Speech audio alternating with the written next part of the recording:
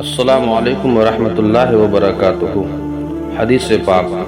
حضرت عبداللہ بن مسعود رضی اللہ تعالی عنہ روایت کرتے ہیں، نبی اکرم صلی اللہ تعالی علیہ وسلم نے ارشاد فرمایا ہے،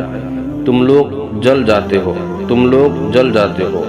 پھر جب تم صبح کی نماز ادا کرتے ہو تو یہ نماز اس کو دھو دیتی ہے، پھر تم جلتے ہو، پھر تم جلتے ہو، یعنی تم گناہ کرتے ہو، پھر تم ظہر کی نماز ادا کرتے ہو تو یہ نماز اس کو یعنی گناہوں کو دھو دیتی ہے، پھر تم جلتے ہو، پھر تم جلتے ہو،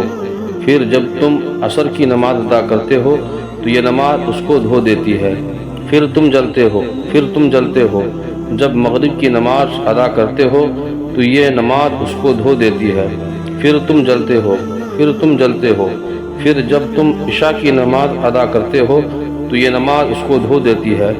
پھر تم سو جاتے ہو تو تمہارے بیدار ہونے تک تمہارے خلاف کچھ نوٹ نہیں کیا جاتا۔